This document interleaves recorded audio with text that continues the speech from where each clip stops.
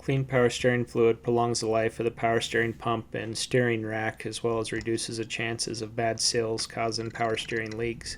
So I'm going to extract the old fluid and with a topsider fluid extractor, just a basic simple hand pump vacuum style fluid extractor, and then put new power steering fluid in. It calls for Dex 3 ATF, but any full synthetic power steering fluid will be fine.